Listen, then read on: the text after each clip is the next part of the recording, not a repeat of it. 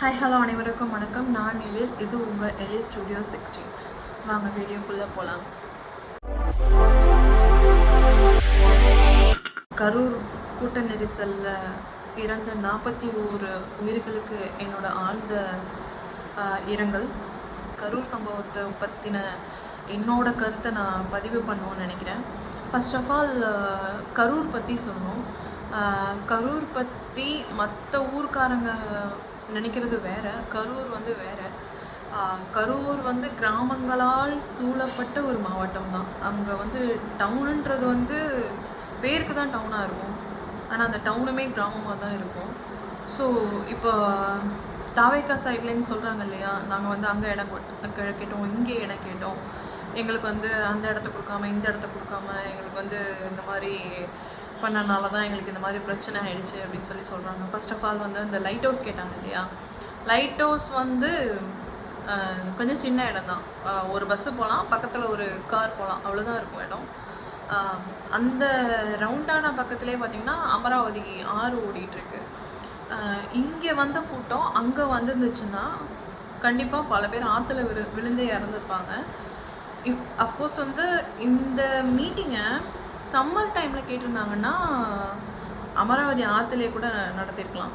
ஏன்னா அந்த ஆறு வந்து கிரிக்கெட் கிரவுண்டு மாதிரி தான் இருக்கும் சம்மர் டைமில். ஆனால் இப்போ வந்து சீசன் அப்படின்றதுனால ஃபுல்லாக தண்ணி ஓடிட்டுருக்கு. ஓகேவா, கொஞ்சம் ஆபத்தான ஆறு தான். ஸோ வந்து அது வந்து ரொம்ப ரிஸ்க். அவங்க சொன்னது போலீஸ் தரப்புலேருந்து சொன்னது வந்து உண்மை தான். தென் வந்து பஸ் ஸ்டாண்ட் அப்படின்னு எடுத்துக்கிட்டிங்கன்னா ஒரு சின்ன பஸ் ஸ்டாண்டு தான், ரொம்ப பெரிய பஸ் ஸ்டாண்ட்லாம் இருக்காது. ரொம்ப ஒரு சின்ன பஸ் ஸ்டாண்டாக தான் இருக்கும். இங்கேருந்து பார்த்தா அங்கே என்ன பஸ் நிற்கிது, அந்த பஸ்ஸில் என்ன எழுதியிருக்கு, தூரத்தில் என்ன பஸ் நிற்கிது, அந்த பஸ்ஸில் என்ன எழுதியிருக்குன்றது தெரியும். அவ்வளோ சின்ன பஸ் ஸ்டாண்டாக தான் இருக்கும். பஸ்ஸு உள்ளே வர வழி, வெளியில் போகிற வழி எல்லாமே வந்து ஒரு சின்ன ஒரு பஸ்ஸு மட்டும்தான் போக முடியும். நம்ம பக்கத்தில் நின்னோன்னா செவுத்தில் போய் பள்ளி மாதிரி ஒட்டிக்கணுன்னா அந்த பஸ் போகும். அப்படி ஒரு சின்ன வழி தான் இருக்கும். அதை தாண்டி ரோடுன்னு பார்த்தீங்கன்னாக்கா ரோடுமே வந்து சின்ன சின்ன ரோடாக தான் இருக்கும். ஒரு காரு ஒரு பஸ்ஸு, அதே மாதிரி ரைட் சைட்லேயும் ஒரு காரு ஒரு பஸ்ஸு, அவ்வளோதான் போக முடியுமே. அது அந்த ரோடெல்லாம் அவ்வளோதான் இருக்கும். ஏன்னா அது நான் ஆல்ரெடி சொன்ன மாதிரி அது வந்து ஒரு கிராமங்களால் சூழப்பட்ட ஒரு மாவட்டம் தான். அது நகரம்னு சொல்ல முடியாது, அது ஒரு கிராமங்களால் சூழப்பட்ட ஒரு மாவட்டம். சுற்றி இருக்கிறது எல்லாமே வந்து ரொம்ப சின்ன ரோடு தான்.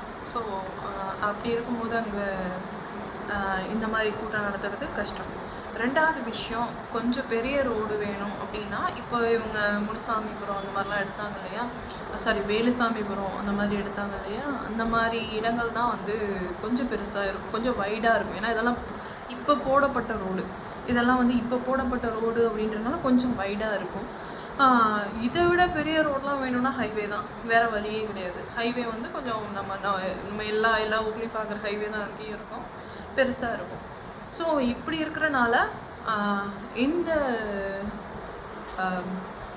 விஜயோட கூட்டம் வந்து ஃபெயிலியர் ஆணுச்சு, இடத்துனால ஃபெயிலியர் ஆணுச்சு. இதில் முக்கியமான விஷயம் என்ன அப்படின்னா, தாவேக்காக்கு இது வந்து ரொம்ப வந்து 50வது கூட்டமோ இல்லை 100வது கூட்டமோ இல்லை 200வது கூட்டமோ கிடையாது. இதுதான் ஒரு 4வது கூட்டம். அண்ட் விஜய் வந்து ஒரு பிரபலமான ஒரு நடிகர். அவரை பார்க்குறதுக்கு ரசிகரும் வருவாங்க, ரசிகராக இல்லாதவங்களும் வருவாங்க. ரசிகர்கள் நிறையா பேர், ரசிகர்களாக இல்லாதவங்க அவரை டிவியில் பார்த்துருக்கோம், இப்போ நேரில் பார்க்கலாம் அப்படின்ற ஒரு ஆர்வத்தில் வருவாங்க. இப்போது இந்த மாதிரி டைமில் வந்து நீங்கள் ரோட்டில் கூட்டம் நடத்துனதே முதல் தப்பு. என்னென்னா இப்போ தான் நீங்கள் ஆரம்பிச்சிருக்கீங்க அப்படின்னும் போது ரோடு எடுத்தோன்னே தெருமுனைக்கு போகிறது வந்து அது சரியான விஷயம் கிடையாது. இப்போ நான் ஒரு சுயேட்சையான வேட்பாளர் அப்படின்னு வச்சுக்கோங்களேன். இப்போ நான் போய் தெருவா இறங்கி பிரச்சாரம் பண்ணலாம், ஏன்னா என்னை யாருக்கும் தெரியாது. நான் என்னை பிரபலப்படுத்தணும், இனிமேல் தான் நான் என்னை பிரபலப்படுத்தணும். ஸோ நான் தெருவாக போய் ஒவ்வொருத்தையும் நான் என்னை அறிமுகப்படுத்தணும், அதுக்கப்புறம் கூட்டத்தை சேர்க்கணும், அதுக்கப்புறம் பிரச்சாரம் பண்ணணும். இது எனக்கு, ஏன்னா நான் பிரபலம் கிடையாது. இப்போ பிரபலமான ஒருவர் விஜய் மாதிரி ஒருத்தர், அவர் ஆல்ரெடி பிரபலம், ஆல்ரெடி தன் கையில் வந்து ஒரு கூட்டத்தை வச்சிருக்கிறார். அப்படி கூட்டத்தை வச்சிருக்கிறவர் அரசியலுக்கு வந்துட்டார். ஏதோ ஒரு மாற்றத்தை கொண்டு வர விரும்புகிறாரு. அப்படின்னும் போது ஒரு பெரிய கூட்டத்தை கையில் வச்சிருக்கிறாரு. அந்த கூட்டத்தை வந்து ஒரு முனையில் அடக்கணும் அப்படின்னு நினச்சது வந்து ஒரு ஃபெயிலியரான மாடல். ஓகேங்களா? என்ன பண்ணியிருக்கலாம் அப்படின்னா, ஒவ்வொரு தொகுதிக்கும் ஒரு மீட்டிங் போட்டிருக்கலாம். ஒவ்வொரு தொகுதியாக மீட்டிங் போட்டிருக்கலாம். நீங்கள் என்ன பண்ணுறீங்கன்னே எனக்கு நிஜமாக புரியல. அது எப்படி வந்து நீங்கள் வீட்டிலேருந்து கிளம்பும் போதுலேருந்து மீடியா கையில் எல்லாமே இருக்குது. வீட்டிலேருந்து கிளம்பிட்டாரு. நாங்கள் சின்ன வயசில் ஒரு கேம் விளாடுவோம் ஸ்கூலில். நடுவில் ஒருத்தர் நின்றுக்கணும், சுற்றி வந்து கையை பிடிச்சிட்டு நின்றுக்கணும், அவங்க கவர் பண்ணிவிட்டு டிஃபெண்ட் பண்ணிட்டு நின்றுக்கணும். வெளியில் ஒருத்தர் நின்றுக்கணும். வெளியில் இருக்கிற ஒரு பூனை, உள்ளார இருக்கிறவர் எலி. ஓகேங்களா? இப்போ வந்து பூனை வந்து கேட்கும், எலி என்ன பண்ணுது அப்படின்னோன்னா, அந்த சுற்றி பிடிச்சிருக்கவும் தூங்குது அப்படிம்பாங்க. எலி என்ன பண்ணுது? எலி ஏஞ்சிருச்சு. எலி என்ன பண்ணுது? எலி பல்லு விளக்குது. எலி என்ன பண்ணுது? எலி குளிக்குது. எலி என்ன பண்ணுது? ட்ரெஸ் மாற்றிடுச்சு. எலி என்ன பண்ணுது? சாப்பிட்ருச்சு. எலி என்ன பண்ணுது? வெளில வந்துச்சுன்னொன்னா அந்த எலி வெளில வரும். அந்த பூனை வந்து அந்த எலியை பிடிக்கணும். அதாவது அந்த கூட்டத்துக்குள்ளே, அந்த ரவுண்டுக்குள்ளே இருந்தவங்க வெளில வருவாங்க, அப்போ பிடிக்கணும். இப்போ இதே தான் வந்து இந்த மீடியாவும் பண்ணுற மாதிரி எனக்கு தோணுது. விஜய் என்ன பண்ணுறாரு? இப்போ அங்கேருந்து கிளம்பிட்டாரு, வீட்டிலேருந்து கிளம்பிட்டாரு, ஏர்போர்ட் வந்துட்டார், ஃப்ளைட் ஏற போகிறாரு. ஃப்ளைட்டில் கால் எடுத்து வச்சுட்டாரு, 2ஆவது ஸ்டெப் எடுத்து வச்சுட்டாரு, 3ஆவது ஸ்டெப் எடுத்து வச்சுட்டாரு. என்ன இதெல்லாம்? சின்ன பிள்ளைத்தனமாக இருக்குது, ரொம்ப சைல்டிஷாக இருக்குது. சரி, இது ஒரு பக்கம் இருக்கட்டும். நீங்கள் இந்த கரூர் மீட்டிங்க்கு இப்படி பண்ணீங்களா? திருச்சிக்கும் இப்படி தான் பண்ணீங்க. ஏன் வந்து திருவாரூர் வந்தப்போ இந்த மாதிரி பண்ணலை?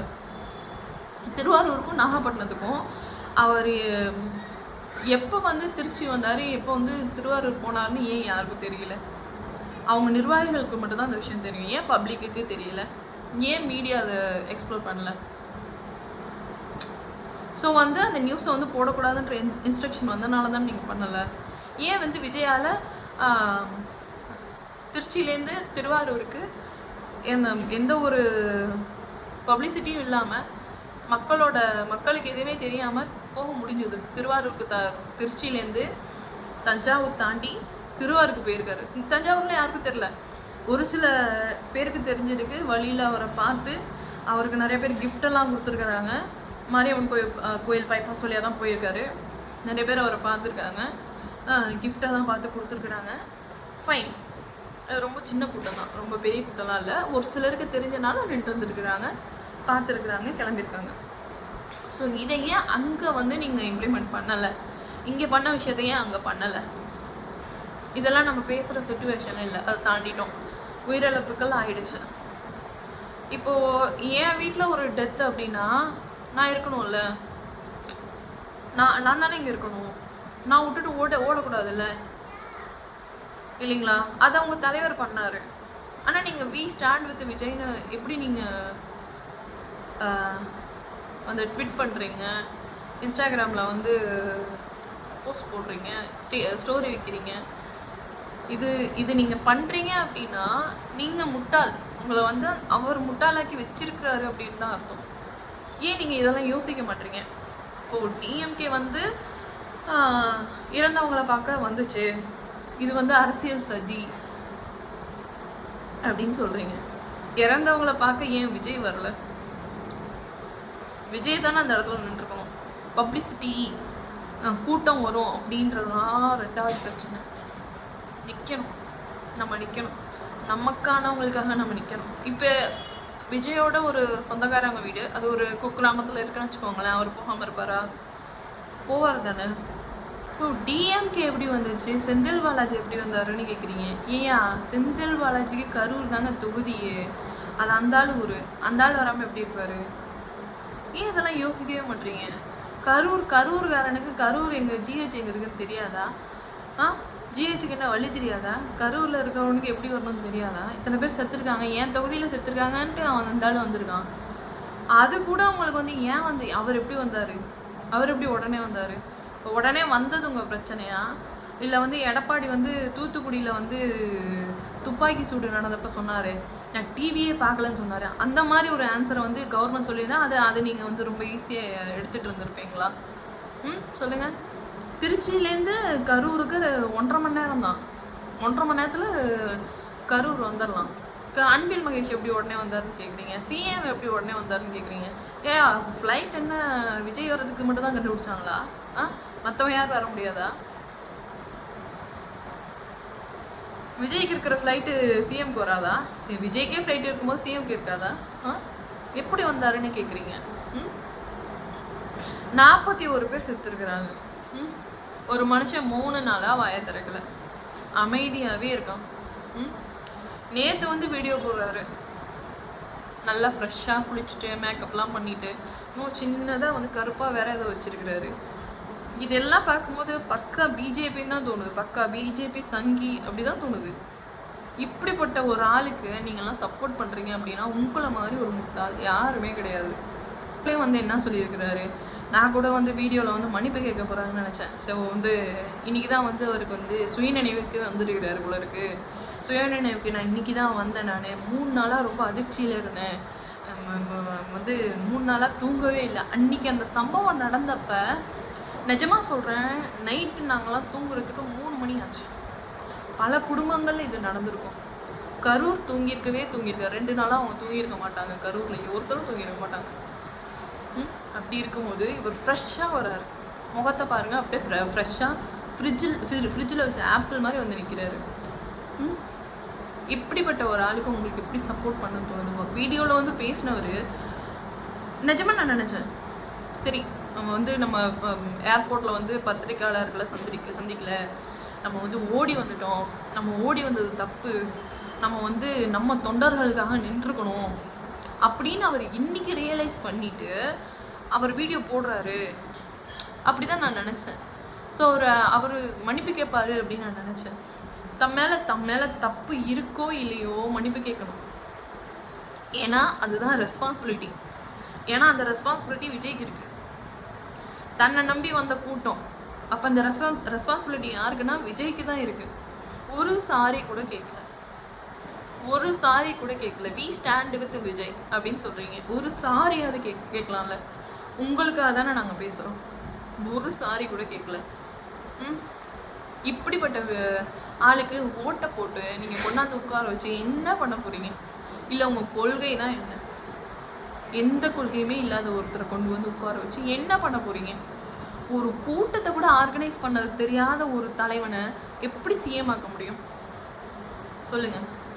இதே வந்து கூட்டத்தில் வந்து டிஎம்கே வந்து விஷத்தை பரப்பிட்டாங்க, அப்புறம் வந்து என்ன சொல்கிறாங்க, தெரியாத ஆளுங்கெல்லாம் கத்தி வச்சு குத்திட்டாங்க, அப்புறம் என்னமோ சொன்னாங்களே, கல் எடுத்து எரிஞ்சாங்க, கரண்ட்டை கட் பண்ணிட்டாங்க, ஆம்புலன்ஸை தேவையில்லாமல் உள்ளே அனுப்புனாங்க. நான் கேட்குறேன், நம்ம ஒரு சாதாரண மனுஷனா நம்மளோட அடிப்படை கடமை என்ன? ஒரு ஆம்புலன்ஸ் போனால் வழி விடணும், அதுதானே நம்ம அடிப்படை கடமை. அதை அவங்க வேணும்னே செஞ்சுருக்கட்டுமே. டிஎம்கே வந்து வேணும்னே செஞ்சுருக்குன்னு ஒரு பேச்சு வச்சுக்கலாம். அவங்க அப்படிலாம் செய்ய மாட்டானுங்க, அவனுங்கெல்லாம் திமிங்கலம். சரிங்களா? நீங்கள் பண்ணுற மாதிரி பென்சிலால் குத்திட்டான், ஊக்கால் குத்திட்டான் அப்படின்லாம் அவங்க பண்ண மாட்டாங்க. சரிங்களா? அவங்க கையில் அதிகாரம் இருக்குது. அவங்க நினச்சிருந்தா நீங்கள் அளவுக்கு அதிகமாக கூட்டத்தை சேர்த்துருக்கீங்கன்னு சொல்லி அன்றைக்கே உங்களெல்லாம் அரெஸ்ட் பண்ணியிருக்கலாம், கூட்டத்தை உடனே கலைச்சிருக்கலாம். ஆனால் அவங்க அனுமதிச்சாங்க. சரிங்களா? அவங்க கையில் அதிகாரம் இருக்குது. அப்படி இருக்கும்போது உங்கள் பின்னாடி இருந்து வேலை பார்க்கணுன்னு அவங்களுக்கு எந்த அவசியமும் இல்லை. இன்ஃபேக்ட் உங்கள் கூட்டத்தை பார்த்து பயப்படணும்னு டிஎம்கேக்கு என்ன இருக்குது? ஃபஸ்ட்டு போன தேர்தலில் 40 தொகுதியும் அவங்க ஜெயிச்சிருக்காங்க. அப்படி இருக்கும்போது இப்போ கூட்டின கூட்டத்துக்கு அவங்க எப்படி பயப்படுவாங்கன்னு நீங்கள் நம்புறீங்க சொல்லுங்கள்? வாக்குகள் சிதறலாம், முஸ்லீம் கிறிஸ்டின்ஸ் சில பிஜேபி ஓட்ஸ் சிதறலாம், பிஜேபிக்கு போகலாம், பிஜேபிக்கு போக முடியாத சில ஓட்டு விஜய்க்கு வரலாம். ஆனால் டிஎம்கே வின் பண்ணாமல் இருக்காது, மெஜாரிட்டியாவது அவங்க வின் பண்ணி தான் ஆவாங்க. ஏன்னா அவங்க அவ்வளோ பண்ணியிருக்காங்க மக்களுக்கு. பஸ்ஸில் வந்து மகளிர் ஃப்ரீ டிக்கெட்டில் இருந்து, மகளிர் தொகையில் இருந்து, ஸ்கூல் பிள்ளைங்க அந்த ஃபீஸில் இருந்து, அவங்களுக்கு விளையாட்டுத்துறையில் அவங்களுக்கு இப்போ ஒரு 5 days முன்னாடி வந்து கல்வியில் சிறந்த தமிழ்நாடு, அதில் எவ்வளோ பிள்ளைங்க படித்து முன்னேறி இருக்காங்க தெரியுமா? பார்க்கும்போது இவங்க தான் வந்து ஃப்யூச்சர் அப்படி இருந்துச்சு. எவ்வளோ அழகான ஒரு ஃப்யூச்சரு டிஎம்கே உருவாக்கியிருக்கு, அப்படி தான் இருந்துச்சு. ஆனால் அப்படியே ஆப்போசிட் 2 நாளில் நீங்கள் தான் ஃப்யூச்சராடா, இவ்வளோ முட்டாளாக இருக்கீங்களே, நீங்கள் தான் ஃப்யூச்சரா, இப்படி போய் செத்து போயிட்டீங்களே அப்படின்னு இருக்கு. நான் சொல்கிறது வந்து உங்களுக்கு கஷ்டமாக இருக்கலாம். நாங்கள் வந்து ரொம்ப துக்கத்தில் இருக்கோம். இந்த டேப்பில் வந்து நீங்கள் எப்படி சொல்கிறீங்க, வேறு வழி இல்லை. அந்த கூட்டம் நடத்துகிற இடம் பார்த்திங்கன்னா கரூரில் வந்து நிறைய இடத்துல வந்து டிச்சு இருக்கும். டிச்சுன்றது வந்து இப்போ நகரத்துலலாம் இருக்க மாதிரி மூடி இருக்காது, சாக்கடைகள் மூடி இருக்காது, ஓப்பன் சாக்கடையாக இருக்கும். 2 தெருவோட 2 சைட்லேயுமே நல்லா என்னோடய ஹைட்டில் இவ்வளோ தூரம் இருக்கும். நான் என்னோடய நாலேஜ் வரைக்கும் இவ்வளோ தூரம் இருக்கும். அதுக்கு மேலே இருக்குமா கீழே இருக்குமான்னு எனக்கு தெரியல. அவ்வளோ ஹைட் இருக்கிற டிச்சில் கூட்ட நெரிசலோடு போய் விழுந்தீங்கன்னா ஒருத்தர் மேலே ஒருத்தர் விழ தான் செய்வாங்க. அங்கே டிச் இருக்குன்றது வந்து உங்கள் மாவட்ட நிர்வாகிகளுக்கு தெரியும். உங்களுக்கு வேணால் தெரியாமல் இருக்கலாம், உங்கள் கூட்டத்துக்கு போனவங்களுக்கு தெரியாமல் இருக்கலாம். அந்த மாவட்ட நிர்வாகிகளுக்கு தெரியும், தெரிஞ்சு இருக்கணும். எங்கெங்கே ஆபத்துகள் இருக்குது, மக்கள் எங்கே இருக்கணும், அவங்களுக்கு என்னென்ன தேவைப்படும் எல்லாமே மாவட்ட நிர்வாகிக்கு தெரிஞ்சிருக்கணும். தலைவன் அதுக்கு ஆணையிட்டு இருக்கணும். தலைவனுக்கும் அந்த தகுதி இல்லை, இவங்களுக்கும் அந்த அறிவு இல்லை. இப்படி அன்ஆர்கனைஸ்டு குரூப்பாக இருந்து அன்ஆர்கனைஸ்ட், அன்சிவிலைஸ்ட், அன்கல்ச்சர்டு, அன்நாலேஜ்டு என்ன நீங்கள் பண்ண போகிறீங்க? எதையுமே நீங்கள் தெரிஞ்சுக்காம டிஎம்கேனா யாருன்னு தெரிஞ்சுக்கோங்க, தெரிஞ்சுட்டு பேசுங்க, என்னென்ன பண்ணியிருக்காங்கன்னு தெரிஞ்சுக்கோங்க. ஒருத்தர் ஒரு தாவிகா தொண்டர் சொல்கிறாரு, டிஎம்கே வந்து கொள்ளடிச்சிட்ருக்காங்க, அவங்க என்ன பண்ணிட்டாங்க, அவங்க ஒன்றுமே பண்ணலை, விஜய் வந்தாலும் கொள்ள தான் அடிப்பார், ஆனால் வந்துட்டு போட்டோம் அப்படின்றாரு. இவ்வளோதான் உங்கள் அறிவா? டிஎம்கே பற்றி இவ்வளோ தான் தெரியுமா? இல்லை உங்கள் தலைவர் பற்றின என்ன உங்களுக்கு இவ்வளோதானா? இல்லை இவ்வளோ ஒரு கேவலமான ஒரு மைண்ட் செட் உங்களுக்கு இருக்குது சொல்லுங்கள். இப்போ நான் சொன்னேனாக்கா கமெண்ட்ஸில் வந்து கீழே வந்து கழுவி ஊற்றுவீங்க. அப்படி கழுவி ஊற்றாமல் கொஞ்சம் யோசிச்சு பார்த்தீங்கன்னா அது உங்களுக்கு நல்லது. அப்படி யோசிக்கல அப்படின்னா ஒரே ஒரு ஆன்சர் தான், நீங்கள் ஒன்று முட்டாளாக இருக்கணும், அப்படி இல்லாட்டி சங்கியாக இருக்கணும், அவ்வளோதான். அப்புறம் அந்த வீடியோவில் ஒரு சாரி ஒன்றுமே கேட்கல, ஒரு சாரி கூட கேட்கல. அப்புறம் டிஎம்கே இவருக்கு சிஎம்க்கு சவால் விடுறாரு, டிஎம்கே ஒன்று அரெஸ்ட் பண்ணணும்னு நினச்சிருந்தா நீங்கள் எது ஏர்போர்ட்லேருந்து கிளம்பி போனீங்கள, சென்னை ஏர்போர்ட்லேயே வச்சு அரெஸ்ட் பண்ணியிருப்பாங்க. ஆனால் இதே வந்து நான் சொல்கிறேனே, இது எப்போ நடந்திருக்கும் அப்படின்னா, ஒருவேளை ஜெயலலிதா இன்னைக்கு உயிரோடு இருந்து அவங்க சிங்கமாக இருந்திருந்தாங்க அப்படின்னா, அந்த அம்மா இப்போ இருந்துருந்துச்சு அப்படின்னா கண்டிப்பாக ஏர்போர்ட்லேயே தட்டி தூக்கிக்கோங்கள. ஆனால் டிஎம்கே அதை பண்ணலை. இதெல்லாம் பண்ணாதப்பயே வந்து சதி பண்ணிட்டாங்க, கூட்டத்தில் ஆம்புலன்ஸ் விட்றாங்க, அதை பண்ணுறாங்க, கிள்ளிட்டாங்க, குத்திட்டாங்க, என்னது இதெல்லாம். ஆனால் அவங்க இதை பண்ணாமல் அருணா ஜெகதீசன் நீதிபதி அவர்களின் ஓய்வு பெற்ற நீதிபதி அவர்களின் தலைமையில் ஒரு குழு அமைச்சிருக்காங்க. சட்டப்படி அவங்க பண்ணணும்னு நினைக்கிறாங்க. என்ன கேட்டால் விஜயை கண்டிப்பாக அரெஸ்ட் பண்ணும். ஒரு இர்ரெஸ்பான்சிபிள் பர்சன், கொஞ்சம் கூட ஒரு பொறுப்பு இல்லாதவர். உங்களை நம்பி இவ்வளோ பேர் வந்திருக்கிறாங்க, அவ்வளோ பேரில் ஒருத்தர் இவ்வளோ பேர் செத்துருக்குறாங்க. உங்களுக்கு போய் பார்க்கணும்னு தோணலை. இங்கேருந்து திருச்சியிலேருந்து திருவாரூருக்கு யாருக்கும் தெரியாமல், திருவாரூர் நாகப்பட்டினத்துக்கு யாருக்கும் தெரியாமல் போக முடிஞ்ச உங்களுக்கு இப்போ கரூரில் போய் அவங்கள பார்க்குறதுல உங்களுக்கு என்ன கஷ்டம் சொல்லுங்கள்? ஏன் உங்களால் போக முடியல? இப்போ 9 o'clock போகலாமே.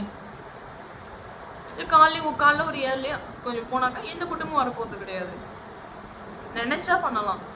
ஆனால் உங்களுக்கு என்ன கிடையாது, யாரையும் போய் மீட் பண்ணுறதுக்கு உங்களுக்கு ஃபஸ்ட்டு பயம், நம்மளை ஏதாவது சொல்லிடுவாங்களோன்ற பயம். உங்களுக்கு ஒரு குற்ற உணர்ச்சி இருக்குது, ஆனால் அதை காட்டிக்காமல் நடிக்கிறீங்க.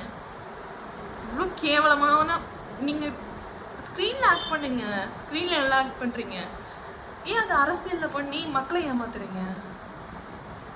ஆனால் உங்களை நம்பி ஏமாந்துட்டு வி ஸ்டாண்ட் வித் விஜய்னு சொல்கிறானுங்களே, அவங்க எவ்வளோ பெரிய முட்டாளாக இருக்கணும் இல்லை? தயவு செஞ்சு சாரின்னு ஃபீல் பண்ணுங்க விஜய், அட்லீஸ்ட் சொல்லலைன்னா கூட ஃபீல் பண்ணுங்க. நல்லா தெரியுது இதோட வெளிப்பாடு என்ன அப்படின்னா, அவர் பக்கா அரசியல்வாதியாக மாறிட்டாரு அப்படின்றத தாண்டி அவர் பிஜேபியோட இணைஞ்சிட்டாரு அப்படின்றத நல்லாவே புரிஞ்சுக்க முடியுது. இதுக்கு தயவு செய்து துணை போகாதீர்கள். இதுதான் நான் கேட்டுக்கணும்னு விரும்புகிறேன். ரொம்ப நன்றி.